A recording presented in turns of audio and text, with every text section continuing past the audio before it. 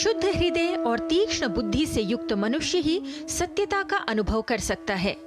चित्त अथवा मन की इसी शुद्धता तथा आत्म प्रकाश की प्राप्ति के लिए महर्षि पतंजलि ने योग के 8 प्रकार के अंग बताए हैं, जो अष्टांग नाम से निर्देशित हैं।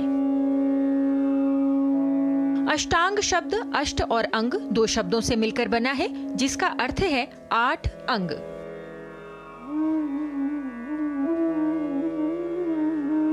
योग के 8 अंग हैं यम, नियम, आसन, प्राणायाम, प्रत्याहार, धारणा, ध्यान और समाधि।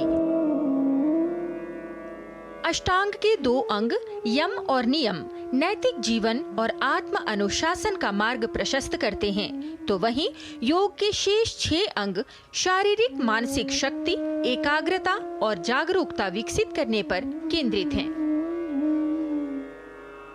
आज हम योग के इन 8 अंगों में पहला अंग यम के विषय में जानेंगे। यम नैतिक सिद्धांतों या नैतिक दिशा निर्देशों को बताता है। बाहरी और आंतरिक इंद्रियों के संयम की क्रिया ही यम कहलाती है। योग दर्शन में यम अथवा संयम 5 प्रकार के बताए गए हैं। अहिंसा, सत्या, स्तेय, ब्रह्मचर्य, परिग्रहा, यमाः, अर्थात अहिंसा, सत्य, अस्तेय, ब्रह्मचर्य और अपरिग्रह। यम का पहला सिद्धांत है अहिंसा। अहिंसा का अर्थ है अहिंसा प्रतिष्ठायाम तत्सन्निधौ वैरत्यागः, अर्थात मन वचन कर्म के द्वारा किसी भी रूप से हिंसा न करना या किसी को नुकसान न पहुंचाना योग दर्शन में अहिंसा बताया गया है। यम का दूसरा सिद्धांत है सत्य। सत्य प्रतिष्ठायाम क्रिया फलाश्रयत्वम। महर्षि पतंजलि के अनुसार विचारों, शब्दों और कार्यों में ईमानदार और सच्चा होने के लिए जो प्रोत्साहित करता है उसे सत्य कहते हैं। अष्टांग योग के यम के अंतर्गत तीसरा सिद्धांत है अस्तेय। अस्तेय प्रतिष्ठायाम सर्वरत्नोपस्थानम, जिसका अर्थ है मन, वचन और कर्म से किसी की भी अन्य वस्तु का अपहरण या चोरी न करना, किसी को भी उसके अधिकार से वंचित करना अस्तेय कहलाता है। यम का चौथा सिद्धांत है ब्रह्मचर्य। ब्रह्मचर्य प्रतिष्ठायाम वीर्य लाभः। संयम या इंद्रियों पर नियंत्रण रखना ब्रह्मचर्य कहलाता है। ब्रह्मचर्य का सिद्धांत हमें अपनी शक्ति का बुद्धिमानी से उपयोग करने और किसी भी प्रकार की अति से बचने के लिए प्रेरित करता है। यम का 5वां सिद्धांत है अपरिग्रह।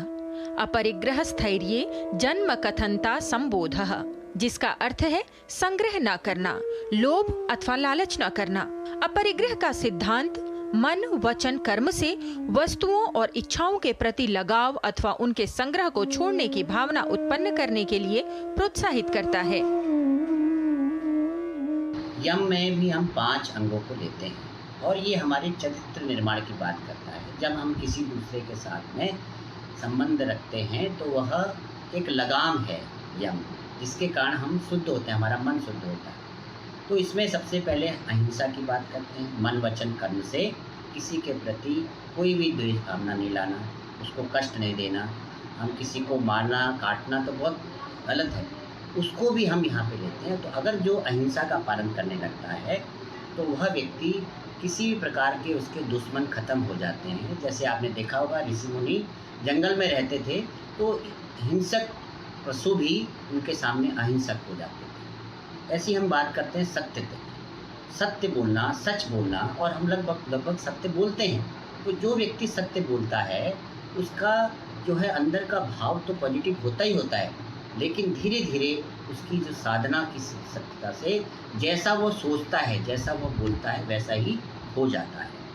अगली हम बात करते हैं अस्तेय की, चोरी ना करना। चोरी ना करने से मतलब सिर्फ यही नहीं है कि किसी का सामान उठा लेना। हम किसी को देख के, किसी की अच्छी चीज़ों की देख के उसमें हमारा लालच बनना या दूसरे के लिए गलत भाव हम रखना, ये भी जो है अस्तेय में आता है। और अस्तेय से जब व्यक्ति जो चोरी ना करता है तो उसके बाद बहुत धन लाभ उसको होने लगता है। ऐसा हमारे पतंजलि योग सूत्र में बताया गया है। ब्रह्मचर्य में अपने आप को संयम में रखना। जो हमारी इंद्रियां हैं उसमें उस इंद्रियों को संयम में रखना। इसका मतलब क्या है कि जो हमारी भारतीय संस्कृति में माता पिता भाई बहन ऐसे जो रिलेशन बनाए गए हैं, उसका मुख्य कार्य ये है कि हम किसी के प्रति अपनी वो भावना जो केवल उस फिजिकली नीड ना हो, उसका दूसरा व्यवहार हो। और जब हम ब्रह्मचर्य का पालन करने लगते हैं तो हमारे शरीर में शक्ति बढ़ती है, बल बढ़ता है। अपरिग्रह क्या है कि हम चीज़ों को इकट्ठा नहीं करना। हमें क्या लगता है कि कल के दिन क्या होगा, तो आज हम बहुत सारी चीज़ों को इकट्ठा करते हैं, या समाज में अपनी प्रतिष्ठा बढ़ाने के लिए हम एक की जगह 4-4 कार रख लेते हैं, कई हमारे पास कपड़े होते हैं। तो जितनी चीज़ें हमारी बढ़ती जाएंगी उतना ही ज़्यादा हमें तनाव होगा।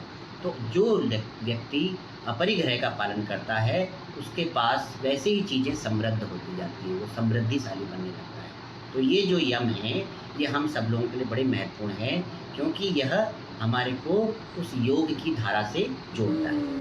यम के इन 5 सिद्धांतों के अनुपालन द्वारा आंतरिक शांति, सद्भाव और नैतिक जीवन जीने की भावना विकसित कर एक यौगिक जीवन शैली की आधारशिला रखी जा सकती है। लता वशिष्ठ, डीडी न्यूज़।